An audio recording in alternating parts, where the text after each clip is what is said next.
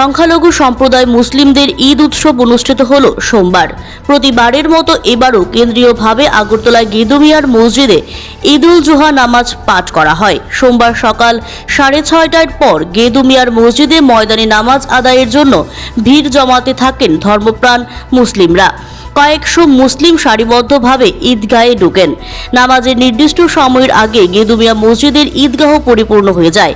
নামাজ শেষে মোনাজাত করা হয়।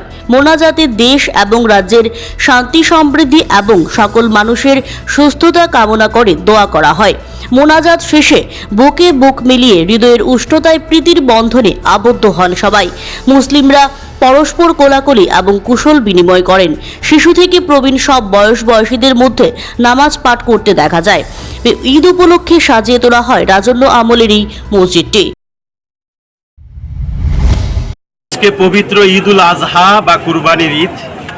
আজ থেকে প্রায় 5000 বছর পূর্বে হযরতে ইব্রাহিম আলাইহিস সালাম নামক একজন মেসেঞ্জার অফ গড বা প্রফেট ছিলেন।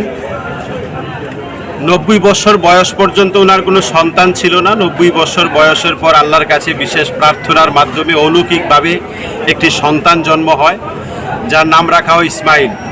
তার 12 থেকে 13 বছর বয়স হওয়ার পর আল্লাহর পক্ষ থেকে নির্দেশিত হন তার প্রিয় একমাত্র সন্তানকে আল্লাহর রাস্তায় বিসর্জন করার জন্য, কুরবানি করার জন্য। তিনি প্রস্তুত হন, ছেলেও প্রস্তুত হয়। আর সৌদি আরবের মক্কার মিনার ময়দানে ছেলেকে কুরবানি করার জন্য নিয়ে যান এবং ছুরি চালান, কিন্তু ছুরি চলে না, কার্যকরী হয় না। আল্লাহর পক্ষ থেকে ঘোষণা হয়, ইব্রাহিম, তোমার ছেলেকে কুরবানি করা এটা উদ্দেশ্য ছিল না, এটা একমাত্র পরীক্ষা ছিল। এই পরীক্ষায় তুমি সফল হয়েছ, তাই আল্লাহর পক্ষ থেকে একটি দুম্বা প্রদান করা হয়, এটাকে কুরবানি করো।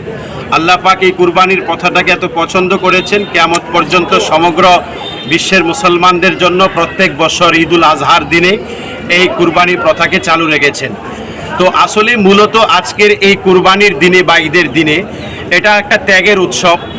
এই উৎসবের দিনে মূলত ঈমানওয়ালা মুসলমানরা নিজের প্রিয় বস্তু অর্থাৎ কোনো একটা পশুকে আল্লাহর রাস্তায় কুরবানি করে নিজের মনের ভিতরে যত খারাপ কার্যকলাপের, আনসোশাল কার্যকলাপের মন মানসিকতা আছে, এগুলাকে স্যাক্রিফাইস করার, উৎসর্গ করার, কুরবানি করাই হলো মূলত উদ্দেশ্য।